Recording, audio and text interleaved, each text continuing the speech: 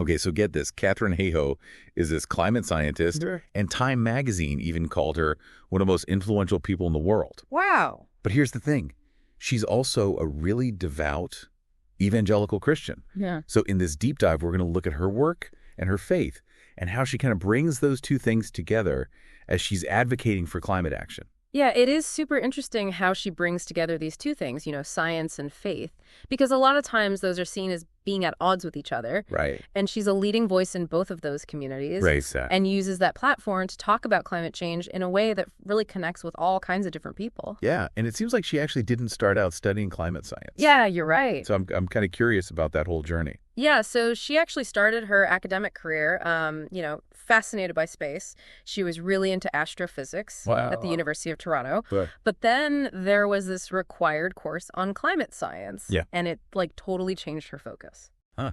It sounds like that course was like a major turning point for her. Was there something specific about it that made her change directions like that? It's interesting. Our sources don't actually go into detail about what exactly happened in that course, but it's clear that it lit a fire in her to understand these urgent problems that our planet's facing and how to address them. She recognized how everything's connected on Earth, these systems, and how that balance is really fragile, and how it sustains all life. Yeah, so she went from studying the stars to our own planet's climate. It's a pretty big jump. It is. So how did her background in astrophysics actually end up influencing the work she did in climate science? That's a great question. I mean, it's very likely that understanding these really complex systems, from her astrophysics background, really gave her a solid base for climate science. Because both fields, they need you to analyze tons of data to find these patterns and make predictions using scientific models. So it's like she went from studying this macrocosm of the universe to this microcosm of our planet. Exactly. Right. And by doing that, she found this deep connection between the science that she understood and her faith, as an evangelical Christian. She talks a lot about how caring for creation is a fundamental part of what she believes. That makes me think about stewardship. Do you think that her faith actively informs her approach to climate action? Oh, absolutely. She sees environmental stewardship as this responsibility that humans have been given. Right. Which really challenges that whole idea that religion and environmentalism just don't mix. Because actually a lot of faith traditions, including her own, have always emphasized taking care of the earth. It is interesting how she's bringing together these worlds that seem so different. But I imagine it hasn't always been easy. Has she had any pushback from the scientific community or the religious community? Unfortunately, yeah, she has. Back in 2011, she was actually the target of this pretty nasty smear campaign that was run by some conservative media outlets and think tanks. Oh, wow. What kind of attacks did she face? Well, they criticized her work publicly and bombarded her with all this hate mail. And they even filed Freedom of Information Act requests to try and get access to her university emails. Oh, wow. It was a very clear attempt to discredit her and silence her. That must have been so difficult to deal with. How did she handle something that was so personal and so professional all at the same time? Yeah, it definitely took a toll on her. And there was even a point where she thought about quitting. It makes sense when you think about how intense those attacks were. And being targeted just for telling the truth, it's a lot to go through. I mean, it's pretty inspiring that she stuck with it, after all that. Did that experience change the way she talked about climate change? It definitely had an impact, She realized that just laying out the scientific facts wasn't enough to get through to people. She had to connect with them on a deeper level, understand their values and what they were worried about. And that led her to focus more on hope and solutions and making it personal instead of just doom and gloom. Yeah, that makes sense. Instead of just throwing data and predictions at people, she wanted to find a way to really engage them. Exactly. And this new approach really comes out in her book, Saving Us, A Climate Scientist's Case for Hope and Healing in a Divided World. She actually lays out these strategies for having good conversations about climate change, even with people who might totally disagree with you. Well, that's interesting. Yeah.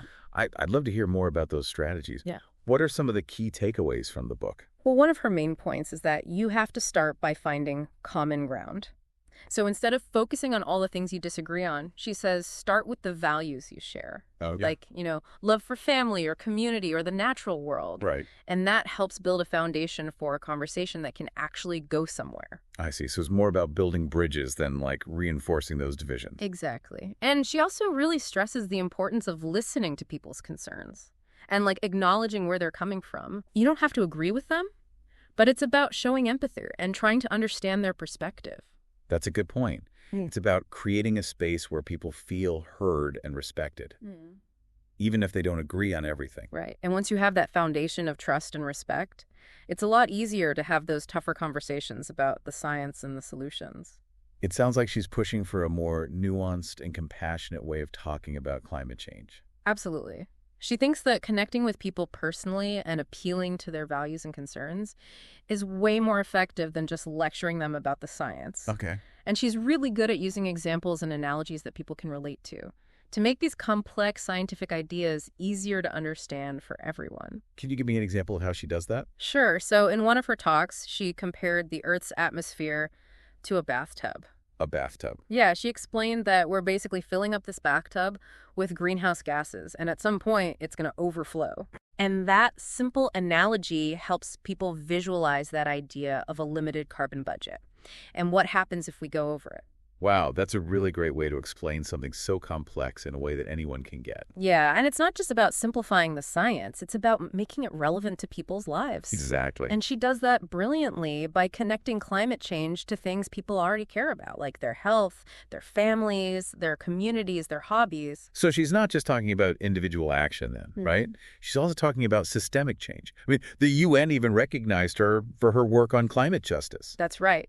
She was named UN Champion of the Earth in 2019, which really highlights how committed she is to addressing the social and ethical sides of climate change. So what exactly is climate justice, and how does her work fit into that movement? Well, climate justice recognizes that the impacts of climate change aren't felt equally by everyone. Vulnerable communities, often the ones who contributed the least to the problem, are hit the hardest. Think about coastal communities facing displacement because of rising sea levels, or farmers dealing with droughts and crop failures. That's such an important point. It's about acknowledging those inequalities and making sure the solutions are fair and equitable, so everyone benefits, not just a select few. Exactly. And Hayhoe's work really amplifies that message by connecting climate change to these bigger social justice issues. She pushes for policies and solutions that not only cut emissions, but also deal with existing inequalities and empower those marginalized communities. It's amazing how she brings together science, faith, and social justice into this powerful call for change. Her story shows how important it is to look at things from different perspectives and to approach these complex problems with empathy and understanding. It really does. And even though her journey hasn't been easy, her resilience and dedication to making a better future is such a powerful example for all of us. Her story is a real testament to the power of individual action. Even when faced with these huge challenges, one person can make a difference. Yeah, and it also shows how important effective communication is. Hayhoe's ability to connect with people on a personal level, to bridge those divides and inspire hope, that's a huge part of why she's been so successful. It's amazing how she can stay so hopeful, even with how overwhelming the climate crisis is. Yeah. What do you think keeps her going in the face of such a huge global problem?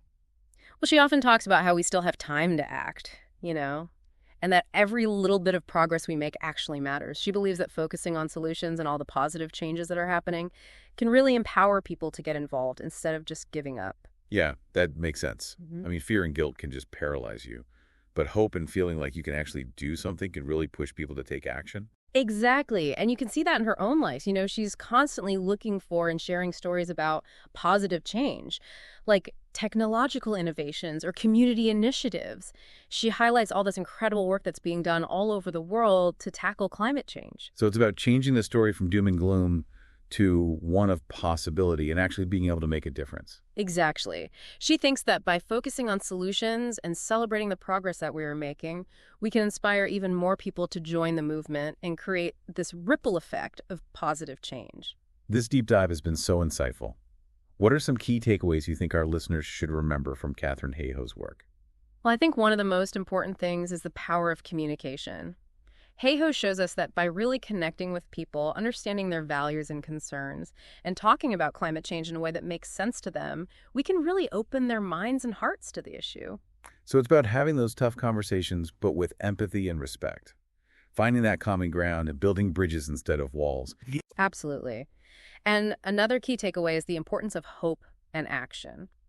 Hayhoe reminds us that even though the challenge is big, it's not impossible to overcome.